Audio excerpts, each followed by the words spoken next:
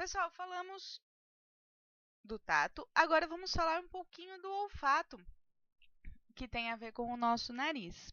Então, ó, aqui nós temos uma pessoa e aqui uma florzinha. As moléculas de cheiro, elas se desprendem aqui da flor, representada em e elas vão chegar ao nariz.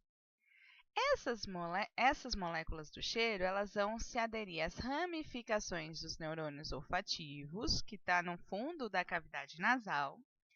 E aí esses neurônios vão mandar uma projeção para o bulbo olfativo, lá no sistema nervoso central, para que a gente consiga interpretar o que está acontecendo. Então, é quando substâncias químicas ou partículas de odor dissolvidas no ar entram na cavidade nasal, ela estimula a região da mucosa interna da cavidade nasal, devido a essas células ciliadas, que é o epitélio olfatório. Esses impulsos seguem para o bulbo olfatório no nosso sistema nervoso. Então, aqui um zoom do nosso bulbo olfatório com os neurônios. E como o bulbo olfatório tem essas fibras nervosas, o nervo olfatório manda para o cérebro, que é o nosso sistema nervoso central, onde ele vai traduzir e provocar sensações de cheiro, estimulando a memória olfativa para que a gente identifique um cheiro de acordo com coisas que a gente lembra. E esse olfato, ele desperta sensações também na gente. Algumas sensações de prazer, como uma comida muito gostosa que tinha um cheiro muito gostoso, e naquela época eu gostava de brincar no jardim. Então, quando você sente esse cheiro, todas essas memórias e sensações voltam para você. Traz lembranças ou também alerta para situações de perigo, né? Nós temos na nossa memória associada que o cheiro do vazamento do gás é um perigo.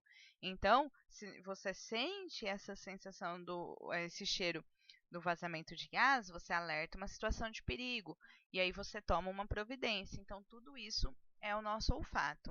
O ser humano ele tem 16 milhões de receptores olfativos. A gente distingue em torno de 10 mil odores, mas isso não chega aos pés, né, de muitos mamíferos, como animais que sentem o cheiro muito mais sensivelmente que a gente. E por último, vamos falar um pouquinho do paladar. Os nossos alimentos, além de soltar esse cheiro, eles também têm substâncias químicas que ativam receptores sensitivos nas regiões da nossa boca, como a língua, o céu da boca e a garganta na faringe.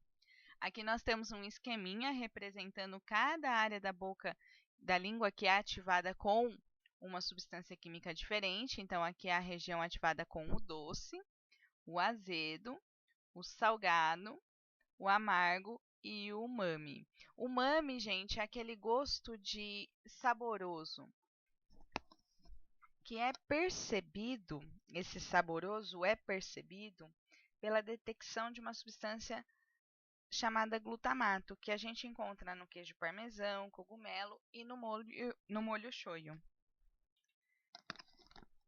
Então, aqui nós temos que o umami é esse saboroso e onde essas substâncias são detectadas. Por isso que o macarrão com o queijo parmesão ralado em cima, ele tem um sabor diferente, porque ele ativa esses receptores do umami. Os receptores estão na nossa papila gustativa, que é uma região mais elevadinha da nossa língua. Se a gente der um zoom aqui na papila gustativa, essa região elevadinha aqui. E aí, cada região que tem as papilas acionadas por esses sabores. Essas substâncias químicas, elas têm que ser dissolvidas pela saliva, aí elas atingem as células sensitivas, e aí esse estímulo químico ele vai ser transformado em impulso elétrico, levado ao cérebro, onde ele é interpretado e traduzido. E aí eu entendo o sabor que eu estou comendo. A língua, ela também percebe a textura e a temperatura dos alimentos. Então, o que é o sabor?